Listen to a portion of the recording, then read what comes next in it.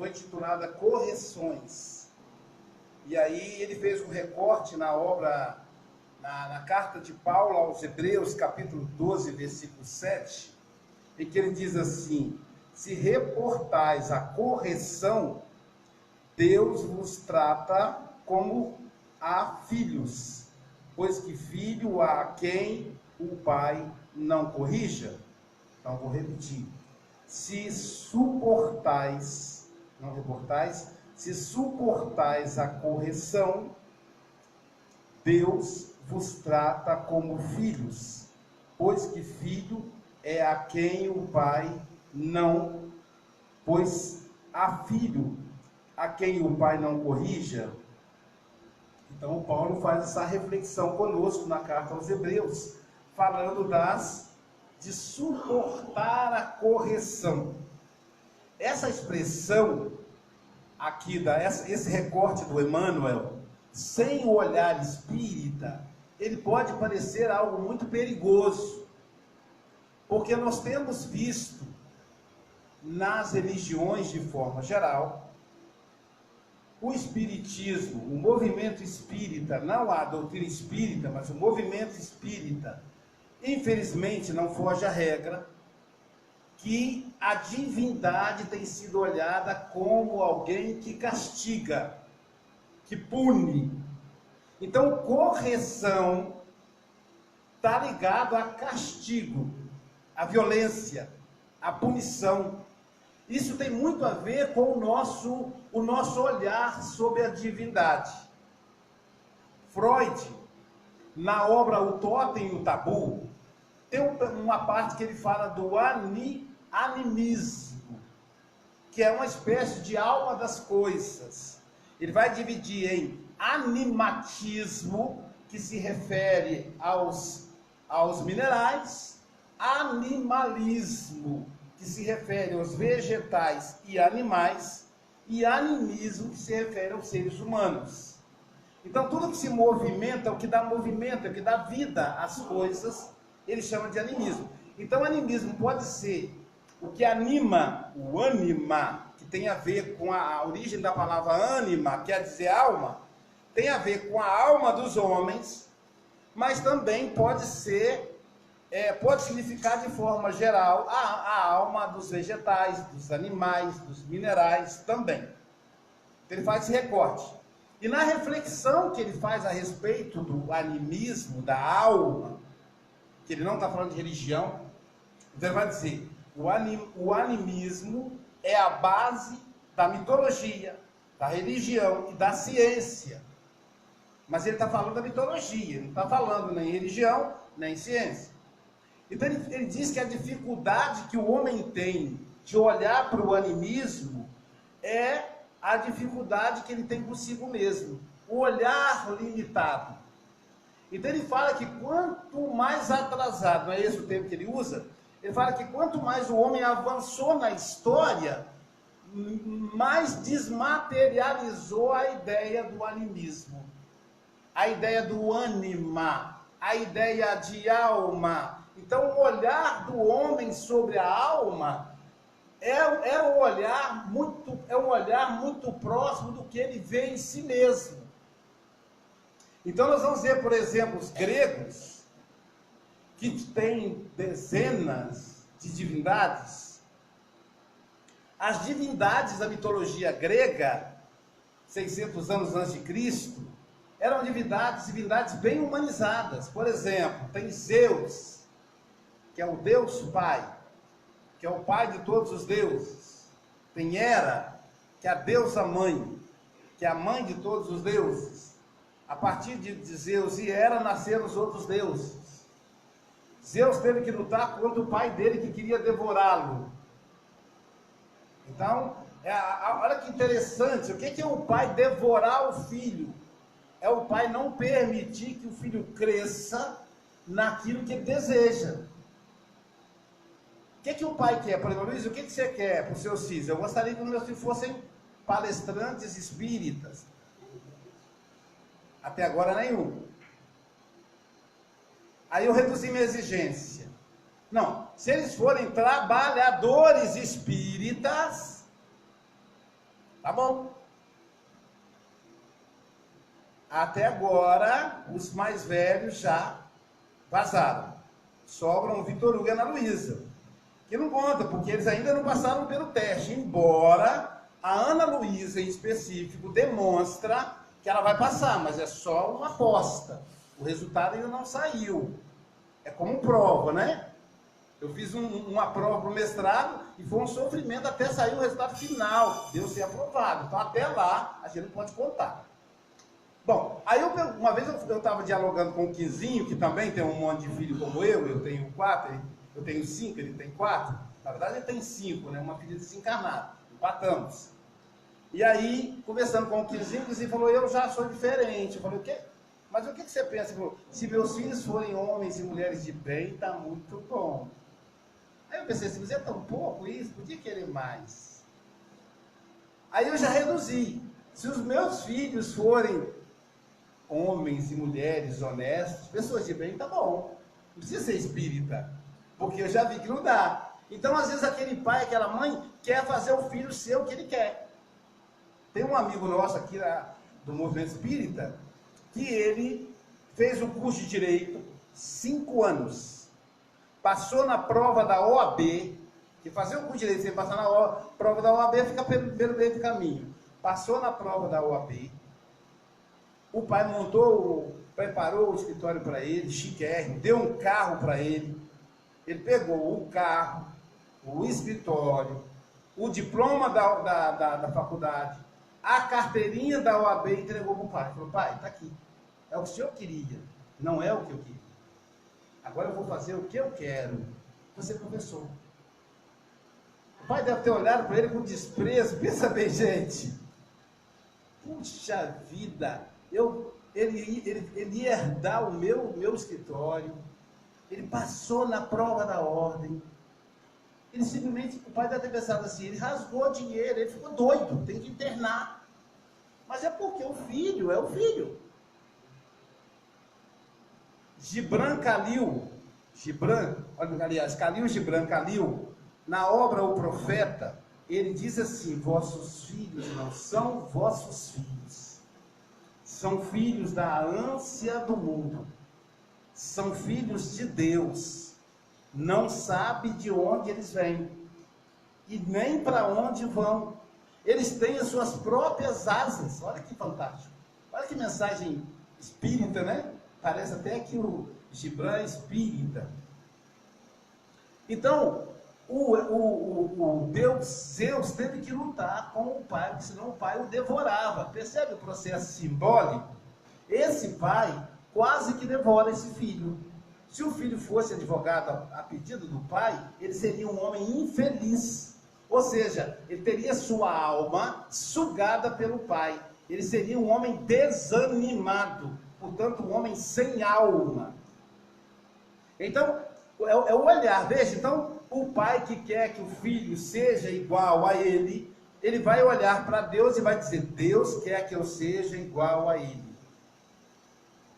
Mas aí, ao mesmo tempo, ele pensa assim, quem é Deus? Que nem o que é Deus, não. Quem pergunta que é Deus, eu digo os espíritos. As religiões normalmente perguntam quem é Deus, porque já tem certeza de que Deus é humano. Imagina o dia que descobrir que Deus não é humano, que loucura que vai ser. Porque Deus e Jesus é a mesma pessoa, lembra? Pai, Filho e Espírito Santo. Essa é a ideia cristã. Não é a ideia de Jesus, mas é a ideia cristã. Já que Jesus não era cristão, né? Ele era judeu. Então, a divindade grega era o seguinte, o que Zeus fez? Zeus transou com uma mortal e fez um filho semi-mortal, ou seja, traiu a esposa. Fez um filho semi-mortal. Por exemplo, Hércules. Hera traiu o marido e teve um filho semi-mortal, Aquiles. Aí, para que Aquiles não morresse, para que ele fosse imortal, o que ela fez?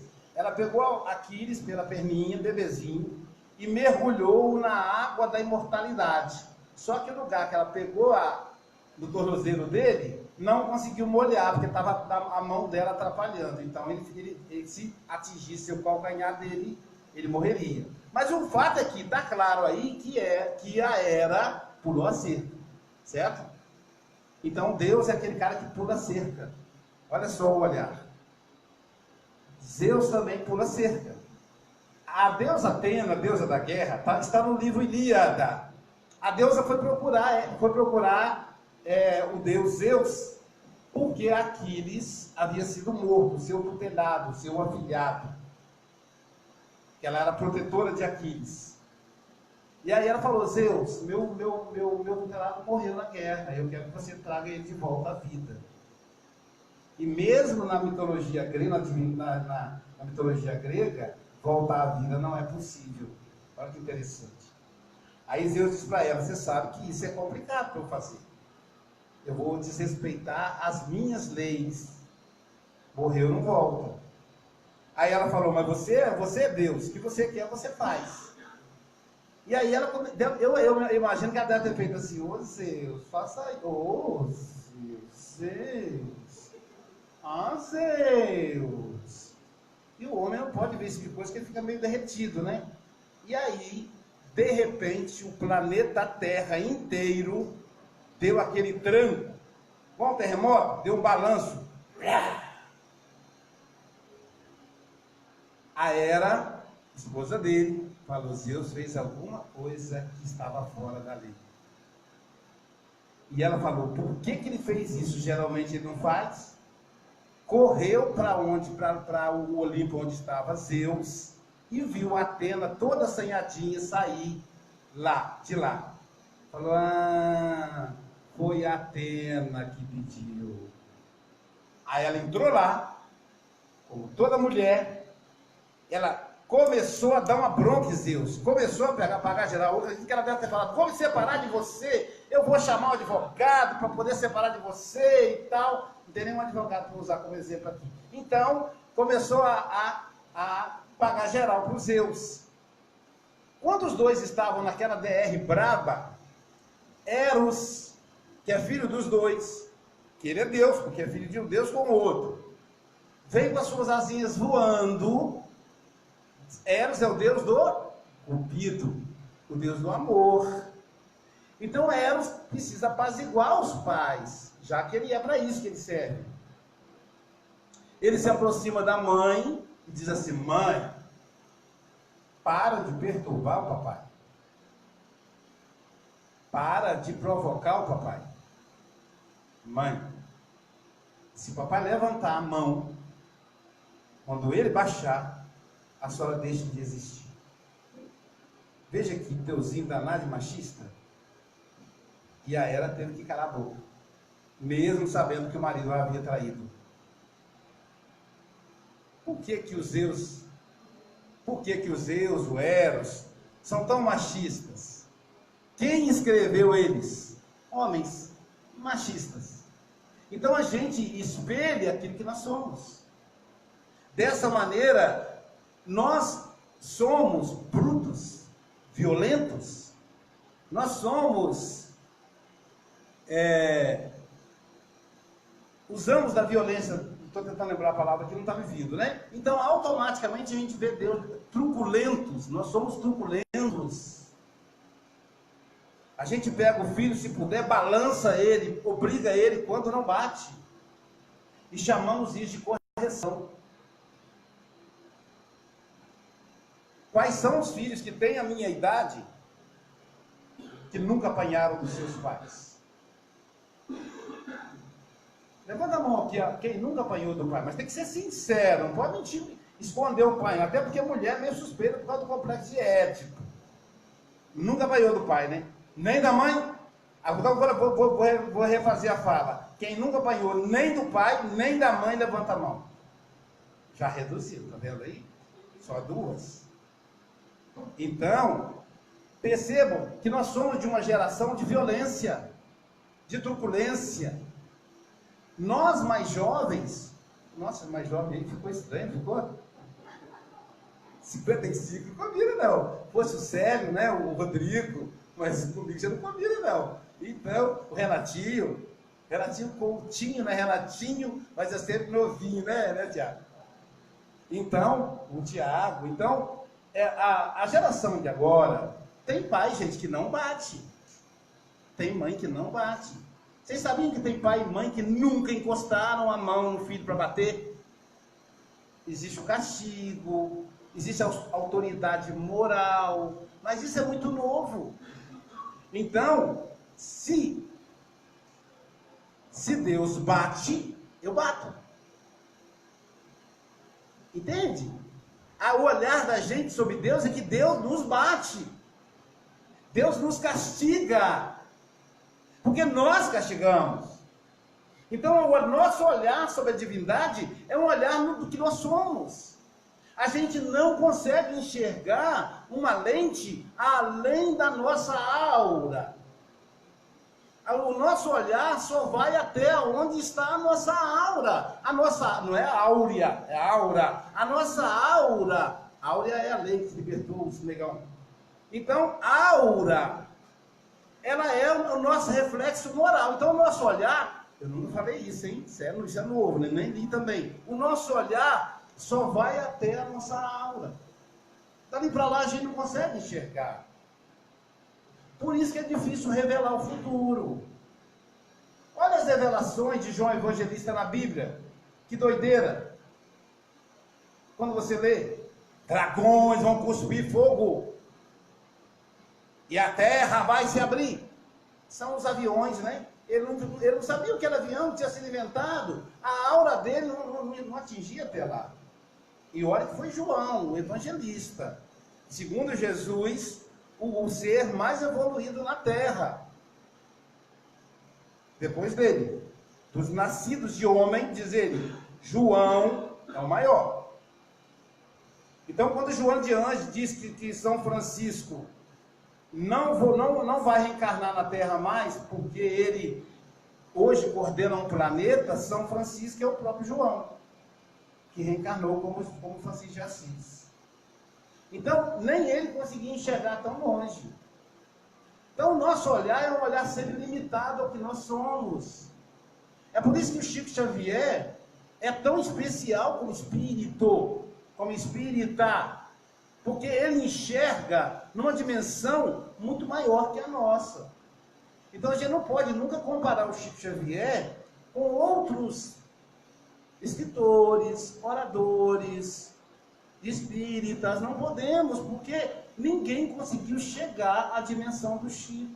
E não é porque se esforçou, não é porque não estudou. Isso é falta de estudo, a gente precisa estudar. Mas é o limite moral mesmo. O Evangelho chama de senso moral. Então a gente não consegue ir além. Então o nosso olhar é limitado. Então quando eu vejo o religioso, e quiçá um espírita, que cá para nós os espíritas também engrossam essa maioria, apoiando o porte de armas, eu acho muito esquisito. Se bem que a palavra esquisito nem se aplica, porque esquisito do espanhol quer dizer bom, quer dizer gostoso, quer dizer interessante. Eu acho muito estranho. Em nome de Deus. Olha isso, gente.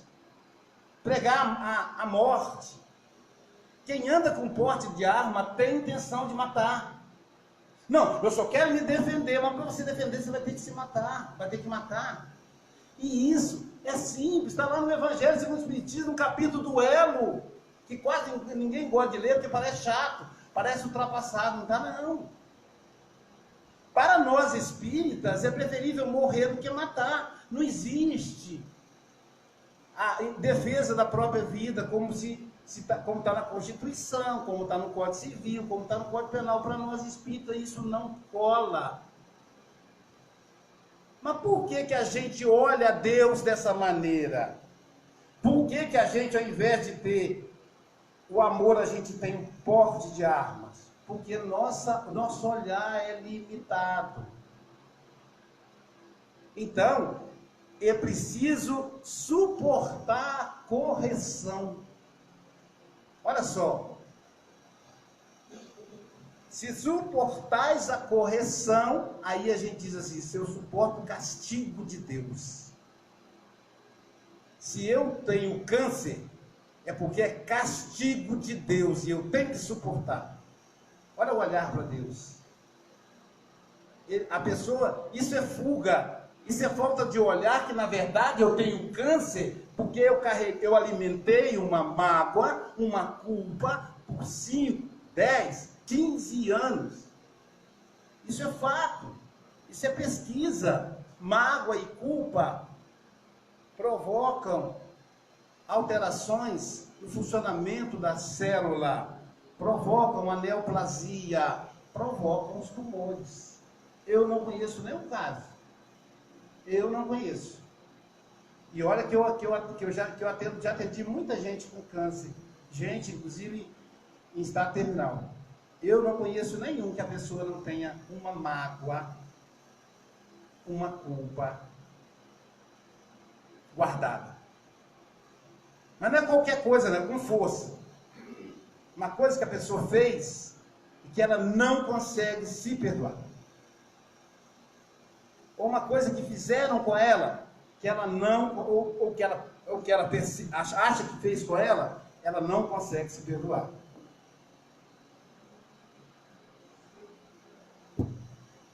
Algumas experiências do estudo da psicanálise com Alzheimer. Sabe o que a gente percebeu? Que os portadores de Alzheimer, eles têm uma culpa muito grande, que eles querem esquecer. Mas o inconsciente é algo tão cruel que quanto mais ele se esforça para esquecer, menos ele esquece.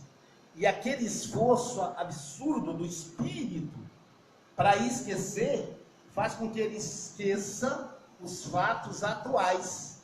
Mas aquele fato que ele precisaria esquecer, ele não esquece. Porque auto-perdão não é esquecimento. Auto-perdão é compreensão do fato e se colocar na condição de humildade, de falho, de alguém que erra, de alguém que falha. Então, a correção, Deus não nos corrige. E se corrige, como é que ele corrige? O que o apóstolo João fala de Deus? Deus é amor. É assim que ele corrige. Com amor. Mas olha o que é a compreensão humana.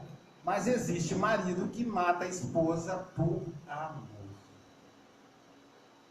Rapaz que espancou a moça lá aqui no divisa com Minas Gerais, naquela mata bonita ali, como é? No Caparaó, na Pedra Menina. Se perguntar ao rapaz, provavelmente ele vai dizer que é por amor.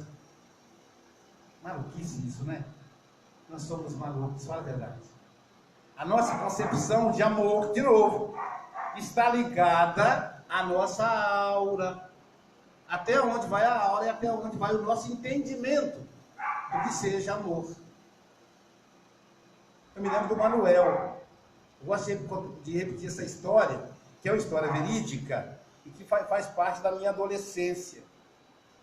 Quando eu tinha 14 anos, eu trabalhei numa empresa como apontador. Apontador é aquela pessoa que controla a entrada e saída dos empregados, ferramenta, essas coisas. Então tinha um empreiteiro da empresa que trabalhava com armação, com ferragens das construções, chamado Manuel. Manuel ele era muito bom, então ele tinha empreitadas, construções em várias cidades do estado e de outros estados.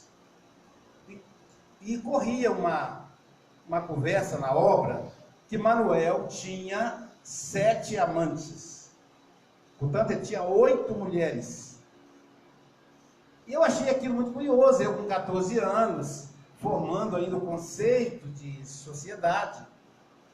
E Manuel gostava muito de conversar comigo, ele era muito agradável, muito bom de conversa, talvez por isso ele tinha tanta mulher. Muito bom de papo.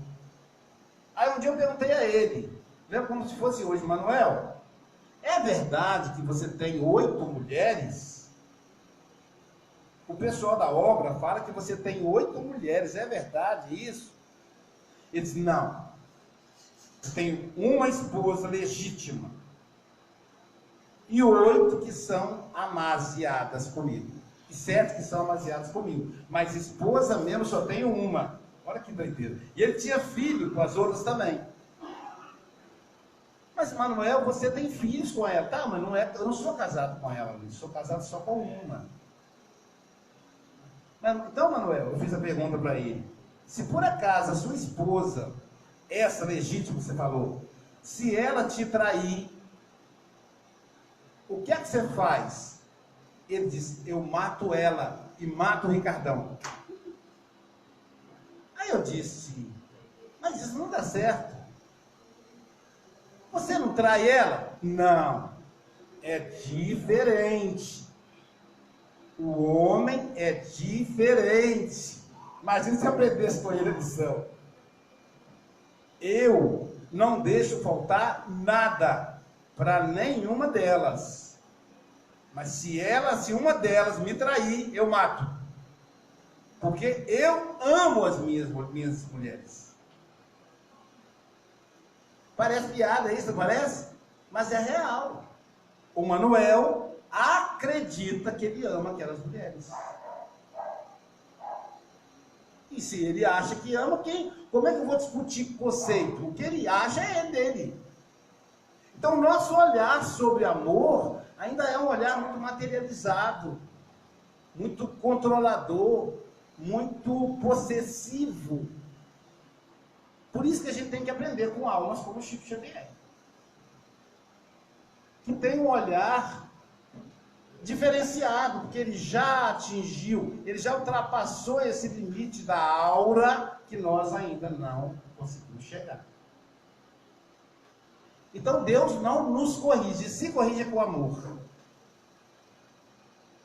Mas como é que é o amor? O que é o amor? Como é que ele corrige com amor?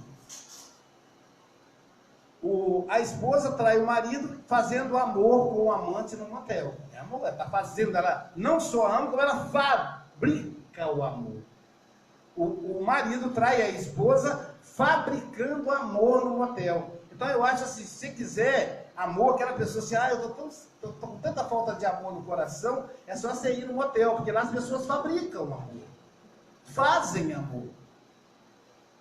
Então o conceito de amor é um conceito extremamente subjetivo, pessoal, limitado à nossa aura. Então como é que Deus nos ama? A doutrina espírita nos dá um exemplo fantástico. Nos ama através das leis. Como Deus não é humano, Deus é a inteligência e não é humano. Imagina a decepção, chegar diante de Deus e não ver aquele cara de barba branca, com cajado na mão, velho. Não, Deus não é humano. Como é que ele age? Através das leis. Ele é inteligência. Ele não precisa agir individualmente através das leis. Então, como é que funciona a correção de Deus? Por exemplo, eu sei que eu não posso comer pão antes de dormir. Então, quando eu estou viajando, que eu me dá aquela vontade de comer uma amiga minha fala, comer porcaria. Aí eu já vou no McDonald's lá em Vitória, estou falando McDonald's porque ele patrocina as minhas palestras. Aí eu vou no McDonald's lá em Vitória e como lá, que até eu chegar em Guarapari já fez a digestão, ou pelo menos já começou. Se eu comer e deitar, eu vou passar mal. Aí às vezes eu me esqueço. Aí essa noite eu comi. E aí foi um problema, porque aí eu acordo com dor de barriga. Então, o que é? Olha só, a lei está dizendo, não coma pão antes de dormir, ponto. Eu sou diabético, então eu não posso comer açúcar. Não posso fazer uso de açúcar, tem que ser limitado. O que vai acontecer se eu insistir? A taxa de glicose vai subir.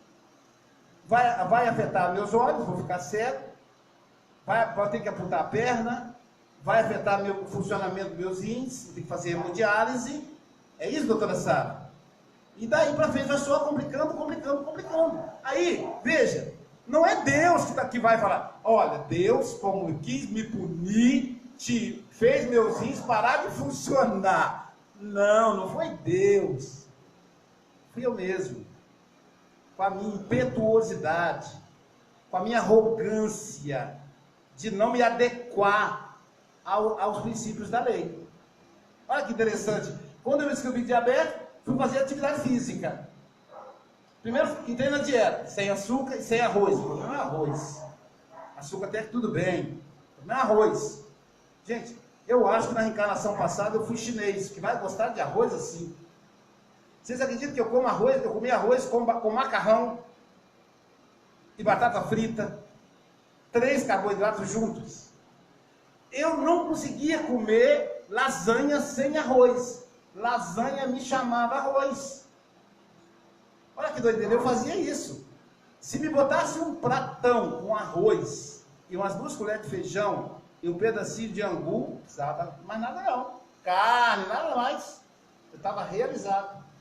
Aí a minha dieta é 2 colherzinhas de arroz. No almoço, 2 na janta. E a nutricionista, a nutróloga foi bem clara. Não é 2 colheres daquela... Não, é 2 colheres de sopa. Aquela que você vai tomar sopa, sabe qual? Sabe qual, Luiz? Eu falei, sei, então é aquela. Eu disse, mas doutora, é uma pequenininha. Tem que ser daquela. Aí eu tento fazer para ela ficar bem assim. Mas não cabe, mesmo assim não cabe muito. E aí eu completava com folha. Com isso eu emagreci 11 quilos. Aí ela falou, agora você vai para a academia. E na academia, com a academia e com a dieta equilibrada, não tomo medicação para diabetes. Monitoro. Vou na maquininha, furo o dedo, 110, 105, 115, tranquilo, não tomo medicação. Na academia, eu descobri que eu posso comer ovo, batata doce, peito de frango, que isso não altera a minha taxa de glicose. Resultado, recuperei os 11 quilos, não mais de gordura, mas agora massa, levo uma vida muito mais saudável. Olha só a correção. Então a diabetes foi uma correção de Deus. Mas foi Deus que agiu na diabetes? Não, gente, fui eu que meti a cara no arroz e no doce, comia. Eu era tão fanático a doce, que teve um dia que depois do almoço não tinha sobremesa, a Geralda falou assim, já não tem nada doce para comer, não? Ela falou, tem açúcar. E eu fui lá e comi açúcar. Comi 2 colheres de açúcar. Olha o nível de viciação no açúcar. Então, suportar a correção aqui do apóstolo Paulo é prestar atenção na vida. Deus corrige através da vida. E olha assim, Deus vos trata como filhos. O que foi a diabetes na minha vida? Foi um benefício. Olha que doideira. Mas a Luiz quer dizer que eu aprendi a me alimentar melhor. Eu cuidei melhor da minha alimentação. Eu quero viver 120 anos. Só assim que eu posso. Agora, enterrando a cara no arroz com lasanha, com batata frita todo dia, não ia conseguir chegar nem nos 70, quanto mais nos 120. Eu preciso dos olhos para ler. Então não posso ficar cego. Eu preciso dos rins, eu não posso ir para a hemodiálise. Então, isso é o quê? Isso é um tratamento como filho. Mas, gente, filho não quer dizer que Deus me pariu. Quem me pariu foi a minha mãe. Filho no sentido das leis dele, das leis do universo. Então, ele fala, Deus vos trata como filhos. As leis de Deus são leis de amor. O livro dos Espíritos, na sua terceira parte, trabalha as leis de Deus. E por incrível que pareça, lá tem a lei de destruição. até a destruição, que para nós é um mal, para Deus, o olhar. Mas por que a gente considera um mal? Por causa do nosso olhar, da nossa aura limitada. Na lei de destruição, os espíritos vão dar exemplo das catástrofes, dos cataclismas, os terremotos, as maremotos.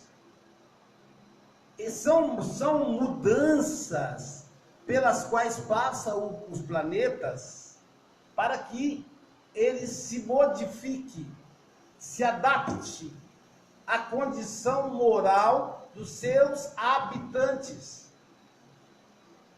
Então é possível que a Terra, nos próximos anos, ela passe por mudanças para se adaptar à população do mundo de regeneração que está implantado.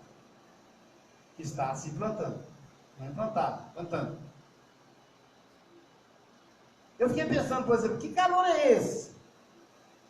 Que loucura, que calor é esse, gente?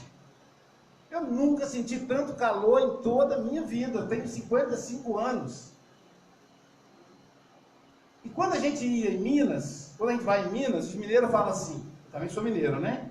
Os meus conterrâneos dizem assim, vou mesmo morar em Guarapari. Guarapari é que é paraíso. Realmente é um paraíso, eu não posso negar. É que a gente usufrui pouco. É por isso que eu falo, não adianta morar no paraíso, aquele sonho de paraíso quando morrer, não adianta morar no paraíso e não usufruir. Imagina você vai para o paraíso e fica trancado dentro de casa. Não adianta ir para o paraíso, né? Ver a moça tocar a lira, ver os anjinhos voando, como é que você vai ver tudo isso ali trancado dentro de casa? Então eu moro no paraíso, mas não usufruo como devia. Eu vou pouco à praia, né? Então olha só, realmente é um paraíso. Aí eles falam, Guarapari é paraíso. Lá é bom, sabe por quê? Lá não faz esse calor desgraçado igual aqui em Minas. Aí eu digo, você não sabe nada. Você não sabe nada. Está fazendo calor lá também. Então, esse calor. Mas o calor veio em um momento em que a tecnologia barateou a compra dos ar refrigerados. Hoje, a pessoa vai numa loja de ar-condicionado e compra lá um ar-condicionado em 24 vezes. Às vezes até sem juros. Ou até 36, 40. Tem gente que compra para pagar na próxima encarnação. Mas ele consegue ter o ar-condicionado em casa. Mas você está fazendo aquilo, você está fazendo fantasia. Não. Imagina se esse calor viesse há 30 anos atrás. Quando o ar-condicionado era coisa de rico. A primeira vez que colocaram o ar-condicionado no centro espírita, metade do público dizia, esse centro não tem mais aquela simplicidade de Jesus. Só que se Jesus estivesse aqui, até ele ia ligar o ar-condicionado. Então, muito provavelmente, na nossa sede própria, vamos ter que ter ar-condicionado. Agora o homem, daqui a pouquinho, o ser humano, vai atentar mais para a questão do meio ambiente. Para a questão do aquecimento global. Isso é castigo de Deus? Isso é punição de Deus? Isso é correção de Deus? Não, é consequência das nossas atitudes. Eu chego no supermercado, o EPA já tem uma política nesse sentido. Acho que é só o EPA que tem essa política. Os outros tem lá, mas você tem que pedir, né? Então eu peço a caixinha de papelão. E às vezes até a banana que eu compro, eu boto dentro, que vem no caixa, eu não coloco na sacola, eu coloco dentro da caixinha de papelão. E as funcionárias do supermercado às vezes ficam incomodadas. Aí vai colocar na caixinha, colocar na sacolinha, para colocar dentro da caixa. Não, não quero colocar na sacolinha não, querido. Eu peguei a caixa, que é para não usar a sacolinha. Aquela sacolinha é uma praga, não tem o que fazer com aquele trem. Usando a expressão bem mineira. Ah, é biodegradável. É nada, é nada. Bom mesmo é não usar. O papelão é degradável. Então aí, a pessoa olha e fala assim, mas Luiz, que diferença faz, cara? Você vai economizar 5 sacolinhas. E a Dalgisa que compra, que adora, pode botar 3 aqui para ficar reforçado? Brincadeira, né? Estou dando um exemplo. O problema da Dalgisa, mas aos poucos a consciência ambiental vai tomar conta da gente. Nossos filhos não jogam lixo no chão. Chupam o picolé e põem o papel no bolso. Alguns a gente não precisa nem falar para eles, eles já nascem sabendo. Claro que veio aprender na escola, veio no YouTube, não sei aonde. Olha a geração. Uma vez eu fui fazer uma palestra no estado vizinho aqui, e um amigo, eu fiquei na casa dele, eu ia fazer um ciclo de palestras, várias cidades. Então nós tínhamos que nos deslocar 3 horas até a cidade em que eu ia fazer palestra. Aí, entramos no carro. Aí eu lembrei do pai e da mãe, que eles gostam também, quando viajam, levar sempre, o mineiro fala, levar a comida junto, né? Tem um nome que eles falam, né? A merenda.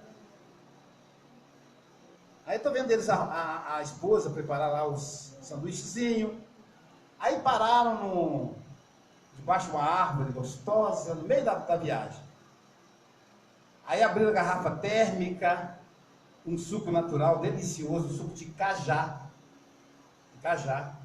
Aí pegou o copo descartável e deu um para cada um, despejou o suco, balançou, aquele suco geladinho, tá até à vontade falando, né?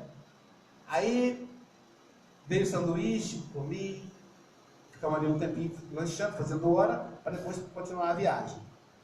Quando o motorista terminou de comer, ele pegou a sacolinha do pão, botou dentro do copo descartável e sambou no meio do mato. Aqui chegou a me doer, só de olhar. Aí a mulher dele olhou para ele e falei, agora ele vai tomar um sabão. Não quero nem ouvir, vou até botar um tampão aqui, que é para não ouvir que ele vai tomar um sabão agora. A mulher jogou o dela também. Eu disse, Jesus Cristo. Aí eu segurei o meu, aí ele se ajeitou, botou o cinto, e eu com o meu copinho na mão, ali guardando. Falei, vou mostrar para eles que não pode, vou mostrar com exemplo, não vou dar bronca, senão não me deixa ficar na casa deles. Afinal, eu estou hospedado lá, estão me tratando super bem. Aí, ele colocou o cinto, ela colocou o cinto, e ele ficou olhando eu sentado lá dele, na frente. Ele ficou olhando o copo. Quando eu distraí, ele pegou assim, joga fora, pegou meu copo e jogou fora também. No meio do mato. Quer dizer, não existe pé de copo descartável. Você pode jogar no meio do mato, casca de banana que vira estrume, fruta, um caroço de abacate que vai nascer um pé de abacate. Você nunca viu um pé de copo descartável, nem um pé de sacolinha de cachorro quente. Então, isso é o quê? Isso é a consciência que vai se amplificando. Moralmente, nós vamos chamar isso de aura. A aura do espírito que se amplifica. Por isso o benefício da reencarnação. Quanto mais reencarnamos, quanto mais aprendemos, mais a nossa aura se amplifica, mais a vida fica mais leve, mais nos aproximamos de Deus, nos aproximamos da lei dele, e aí nos aproximamos dele. E aí Paulo termina a frase dizendo, pois que filho há a quem o pai não corrige. Então Deus é amor. Nós somos a imagem e semelhança de Deus, e não o contrário. Se a gente fala Deus é a nossa imagem e semelhança, vamos pensar que ele é homem, vamos pensar que ele pune, vamos ter medo dele, né? Tem segmento religioso cristão que diz assim: eu sou temente a Deus. Temer, ter medo, não é amor. Quem tem medo do pai, quem tem medo da mãe, não ama, vive apavorado. Então, pois que filho há a quem o pai não corrija? Pergunta Paulo a nós. Por isso, o suportar a correção é ficar atento à vida. A vida corrige os nossos deslizes. Quando eu estou fazendo alguma coisa que não está em acordo, se eu ficar atento, eu vou perceber. Como a música dos Titãs, né? Epitáfio. O acaso vai me proteger enquanto eu andar distraído. A doutrina espírita é uma doutrina de despertamento. É para a gente despertar. Percebam a fala de Jesus, fechando a nossa fala de hoje. Vigiai e orai, para não cair em tentação. Tentação não é algo de fora, é algo de dentro. A pessoa, um senhor encontrou lá em Brasília, me parece que no Senado, uma coisa assim, R$4.000 e devolveu. Um outro caso belíssimo, naquelas chuvas de Petrópolis, uma pessoa encontrou R$20.000 no bolso do paletó de um terno. O que aconteceu? Na hora de doar as coisas, a esposa ou a filha, ou para a pessoa, doou o paletó sem olhar o que estava dentro, para as pessoas vítimas da chuva, né? Para os desabrigados. Quando a pessoa pegou o paletó, que ela enfiou a mão e viu aquele bolo de dinheiro, ela devolveu. Provavelmente ela não pensou em um minuto em ficar com aquilo. Mas se fosse uma outra pessoa, ou talvez se fosse um de nós, 20.000, precisa, nossa, é a hora de eu trocar o carro. Nossa, hein, já vou terminar meu barraco, fazer aquele puxadinho pro churrasco. Vou quase quitar o apartamento. Se bem 20 mil é pouco, não dá para isso tudo não, estou exagerando. Mas vamos lá, né? A gente fica tentado. Mas a aura daquela pessoa já passou, gente. Ela já não tem mais essa tentação. Tem pessoa que pode passar tem mulher que pode passar o Brad Pitt nuzinho na frente dela, que ela olha para ele e fala: não, você não é tão bonito quanto meu marido. Eu tenho certeza que a Sara olha para o Brad Pitt e fala: ih, sério, dá 10-0 o Brad Pitt. Mas tem pessoa que fala: bom, se meu marido não tivesse perto, né? Aí eu vou também provocar os homens. Tem homem que, se passar, a Angelina Jolie pode passar nua na frente dele, que ele provavelmente o Roberto vai dizer assim: a Ney vai dar 10-0, né, Zé Roberto?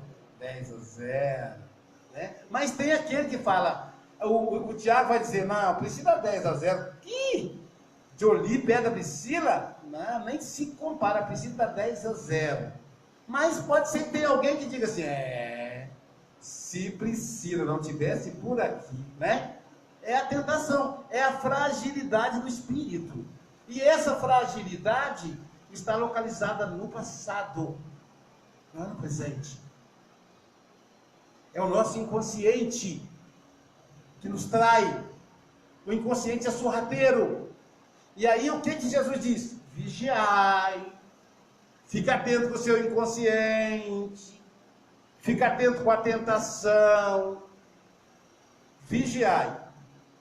Quando você vigia, você fica atento, você percebe. E orai. Vigiai e orai, para não cair na tentação. Aí a gente pensa que orar é fechar o olhinho. Quanto mais fechado, mais efeito faz. Tem pessoa que vai orar e faz assim, ó. Chega a fazer careta, que é para poder a oração fazer efeito. Orar, no dizer de Jesus, é meditar. No dizer Paulo, nem tudo me convém. Isso convém? Não convém. Então Jesus fala, vigiai e orai, para não cair em tentação. Isso é a correção. Se a gente vigiar, isso corrige, a gente não cai. E se a gente não vigiar e não orar, caímos. E como é que faz? A gente responde pelas nossas quedas. Simples assim. Lei de causa e efeito. Doutrina espírita é maravilhosa. Me lembrei de uma poesia que eu aprendi, eu estava com 11 anos. Tem muito tempo que eu não declamo ela na palestra. É uma poesia do Casimiro Cunha, do poeta Casimiro Cunha, psicografado por Chico Xavier. Diz assim, que fala da evolução, que fala dessa amplificação da nossa aura. Diz assim, eu vou lhes contar uma história de um preto que nem carvão, não venceu, não teve glória, nesta mesma encarnação. Preto velho foi escravo de seu companheiro a chicote, venceu bem cedo o travo de ser vendido no lote. Apanhou, foi castigado, sem motivo e sem razão. Seu crime era ficar cansado de carregar o grilhão. De manhã cedo acordar, fazia sempre uma oração. Mas o tempo o escravizava, pedia sempre perdão. À noitinha, o preto se deitava, moído de trabalhar, mas com a força da fé rezava, e começava a sonhar. Sonhava com Jesus Cristo, no mundo de liberdade, no mundo de bem-ser-isto, que se chama de maldade. Sonhava com seu feitor, que lá era amigo e irmão, resgatando com amor o tempo da escravidão. Viveu muitos anos a sonhar que o tempo dos desenganos haveria de acabar. O preto hoje não apanha, na terra não tem feitor, tem humilde ele acompanha, Jesus Cristo, nosso Senhor. Se nós avançamos na escravidão, também vamos avançar na violência e vamos construir a paz. Muita paz para todos nós.